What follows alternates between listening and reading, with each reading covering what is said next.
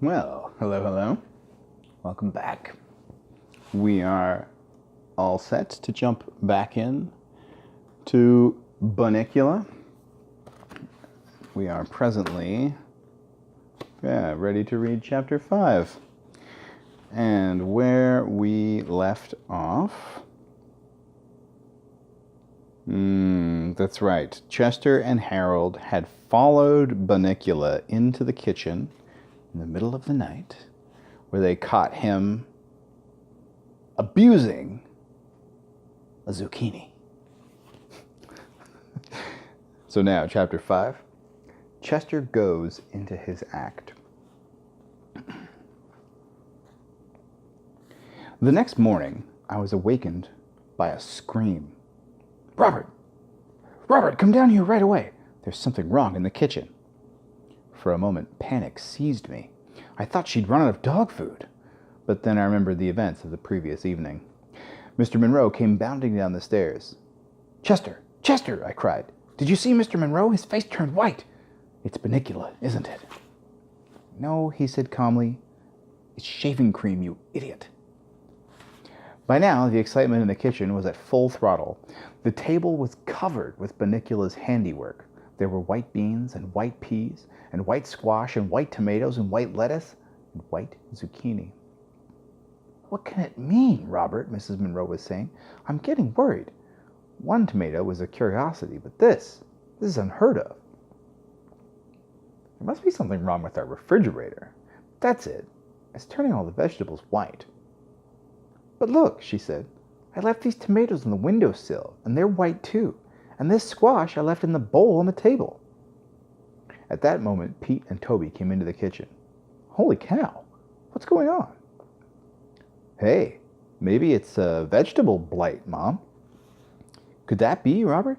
Did you ever hear of anything like that? Well, no. Actually, that is... I've heard of blight, but nothing like this. Chester leaned my way. This will take forever if we leave it up to them. Sometimes human beings can be so slow. I started to answer him, but he was heading for the table. What about that friend of yours in the agriculture department? Oh, Tom Cragen? Could we call him and ask him if we're doing something wrong? It's DDT, Mom, Peter interjected. I know about this stuff. It's because you buy vegetables that aren't organic. All vegetables are organic, Peter, Mrs. Monroe replied. That's not what my teacher says. See, Toby, I told you this would happen. They're using chemicals on our food, and if you're not careful, you'll turn white too. Like Dad? Robert, could you take that shaving cream off your face? Oh, yeah, of course, yeah. Where's my towel? I know I brought it down here with me. For that matter, where was Chester? I'd seen him going towards the table, but I'd lost track of him listening to all that talk about DDT. I just hoped they didn't use any of that stuff when they grew cupcakes. Peter, did you take my towel? Why'd I take your towel, Dad? I don't shave.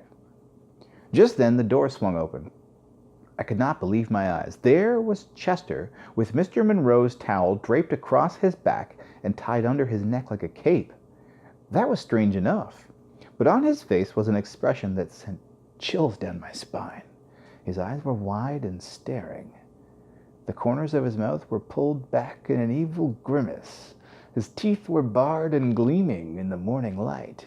He cackled menacingly. He threw back his head as if he were laughing at us. I thought he'd completely lost his mind. There's my towel. What's the matter, Chester? Were you cold? Mr. Monroe bent down to take the towel from Chester. Before he could lay his hands on it, Chester flipped over onto his back, closed his eyes, and folded his paws over his chest.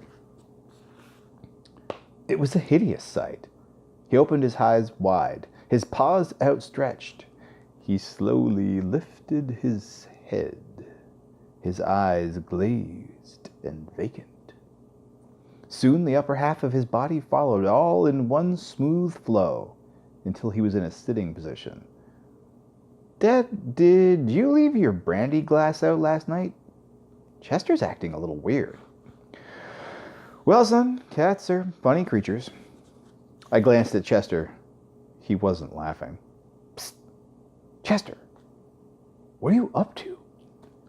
I'm a vampire, you dolt. Can't you tell? I'm trying to warn them. Yeah, well, it's not working. You'd better think of something else. Chester frowned, apparently deep in thought. So, you see, Toby, Mr. Monroe was explaining, all cats are as individual as all people. Maybe he just wants to get our attention. Isn't that right, kitty cat? Ordinarily, Chester would have left the room upon being called kitty cat, but he was lost in thought.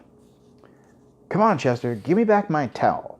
Mr. Monroe moved toward Chester. Chester's eyes lit up. He looked at me and smiled. I sensed I was not going to like what he had in mind. I was toying with the notion of slinking under the table when Chester fixed me with his eyes. How deep they were, like black pools. I felt myself floating, lost in them, my will no longer my own. I felt an inexplicable urge to murmur, "Yes, master." When he walked slowly, steadily toward me, as I drew nearer, I found myself unable to move. He stopped before me, never taking his gaze from me, and lunged. Yow! Mom, Chester just bit Harold on the neck. Oh, that wasn't a real bite, was it, Chester? That was a love bite. Isn't that cute?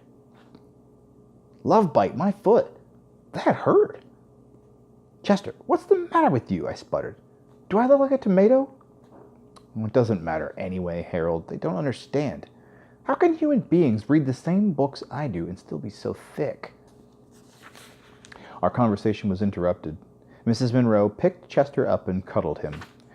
I was praying she would not add insult to injury by kissing his nose, which he hates more than anything. Poor Chester, do you need a little love?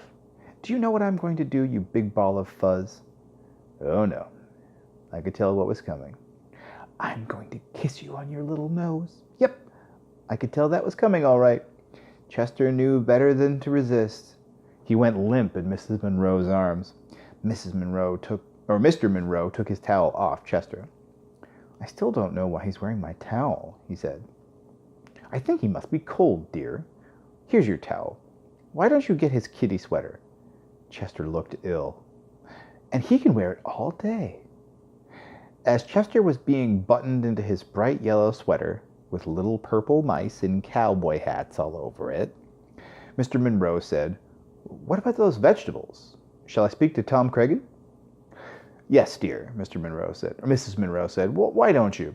I'm sure there's some explanation. In the meantime, I'll change markets. To tell you the truth, I'm really much more worried about Chester. We better keep an eye on him. Chester and I did not speak until late in the afternoon.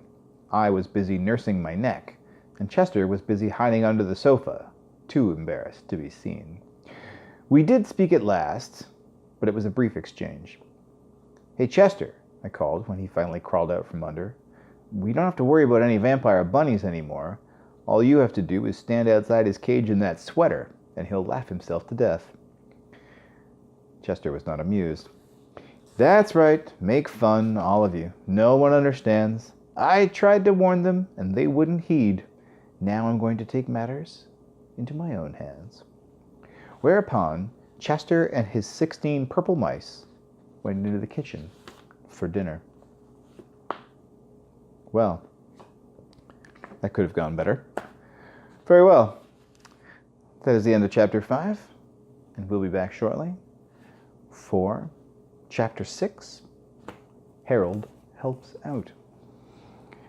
But until then, it is actually after midnight, and I should have been in bed a while ago. So it is really time for me to get some sleep. Good night.